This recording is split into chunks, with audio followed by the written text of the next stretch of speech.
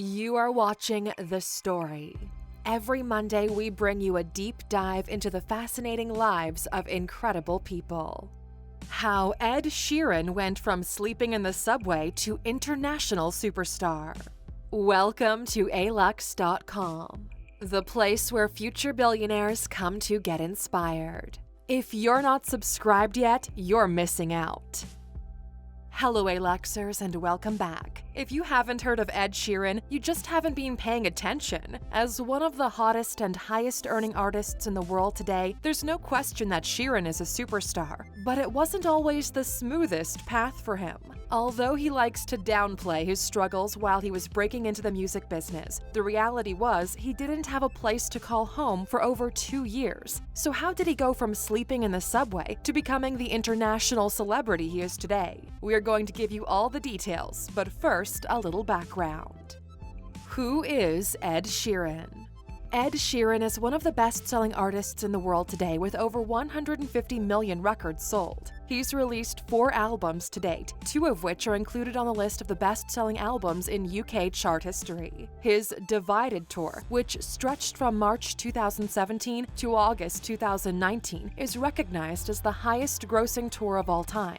He's received 4 Grammy Awards, 5 Brit Awards, and 6 Billboard Music Awards. In 2017, he was appointed as a member of the Order of the British Empire by Prince Charles at Buckingham Palace for his service to music and charity. He also has a net worth of $160 million.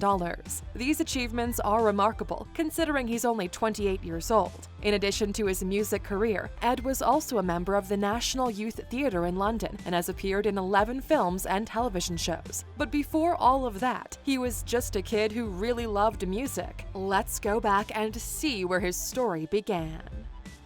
The beginning.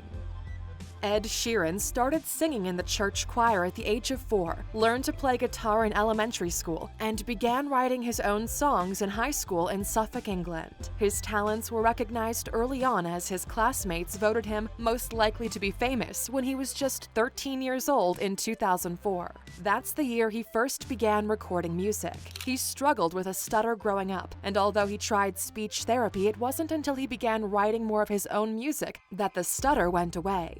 For this reason and others, Sheeran knew that music was his calling, and he knew he would do whatever it took to become a professional singer, but he had no idea what was in store for him. The struggle.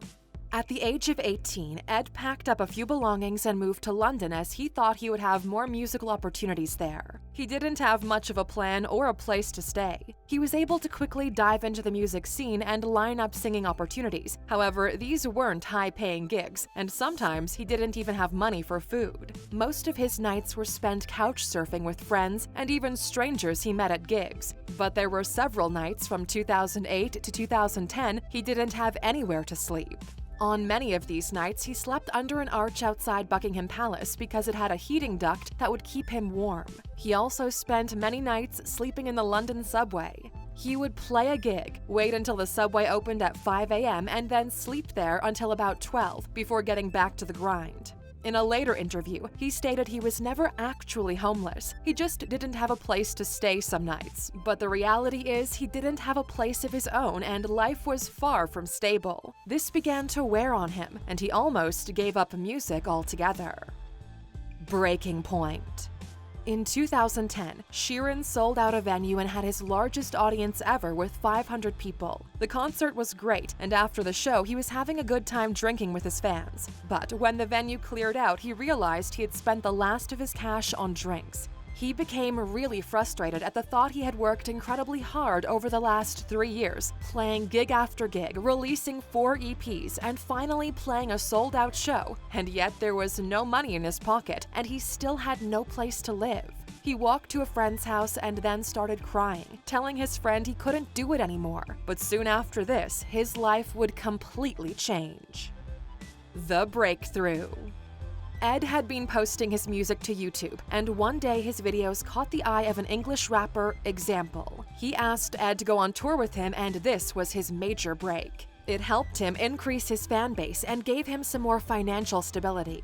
People around the world started following his YouTube videos. Soon, he had the idea to go to America and try to really jumpstart his music career. Again, he didn't have a recording contract or even a place to stay. He reached out to recording studios and artists but wasn't getting anywhere. One day, he showed up at a radio show in Los Angeles that was hosted by Jamie Foxx. He convinced Jamie to listen to him sing, and Jamie was so impressed he offered to let Ed stay at his house for 6 weeks in late 2010, and he also helped him to make other important connections in the music industry.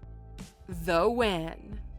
In January 2011, he finally secured a record contract with Asylum Records, and things began to happen quickly for him after that. His debut studio album was released in September and sold more than 1 million copies over the next year.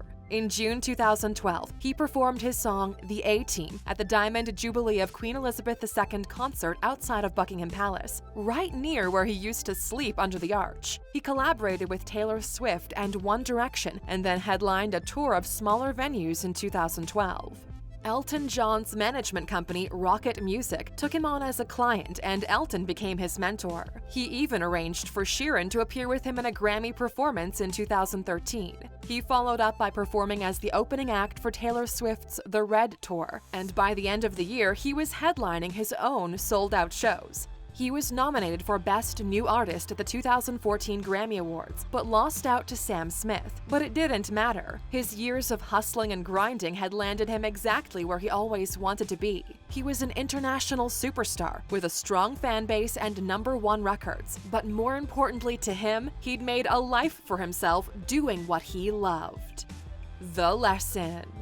Ed Sheeran was dangerously close to giving up on his dreams right before all of his hard work started paying dividends. Imagine where he would be if he had done that. He still might be doing fine, but he certainly wouldn't have $160 million and the life he always imagined. Remember his story when you're getting discouraged and are tempted to give up on achieving your goals. You never know what could be right around the corner. Whether your vision for your life is clear or you're still figuring out what path you want to take, you'll be encouraged by reading The Happiness of Pursuit by Chris Guillebeau. Chris interviewed hundreds of people he calls questers to see how they turned their dreams into reality. This book offers both inspiration and guidance for those who are ready to achieve their goals. It typically costs $24, but no need to worry about that. Just go to alux.com/freebook and sign up so you can get the audiobook version for free thanks to our partnership with Audible. The quote. While researching his story, we came across this inspiring quote from Sheeran we'd like to share, and it goes like this: "Success is the best revenge for everything." So if someone hurt you, betrayed you, or doubted you, instead of trying to cut them down, channel that energy into achieving your goals so you can take yourself to a whole nother level. Question. Now that we're wrapping up this story, we'd love to know, what Ed Sheeran song could you listen to over and over again? Let us know in the comments. And of course, for sticking with us until the end, here's your bonus. Even though Sheeran is a millionaire many times over and his bank account grows daily, he likes to stick to a fairly strict budget. He keeps most of his money in savings and only lives on an allowance of $1,000 per month, most of which he spends on taxis. But he did go on a shopping spree of sorts back in 2018 when he bought up to 4 houses in a row in Suffolk, 2 hours outside of London. He now lives there with his wife, Cherry Seaborn, and has plans to connect the houses with underground tunnels. Interesting. Thank you for spending some time with us, A-Luxers. Make sure to like and subscribe so you never miss another video. We also handpicked these videos, which we recommend you watch next. You can talk to us on all social medias or ask a question on our website, alux.com. Thank you for being an A-Luxer, and we'll see you back tomorrow.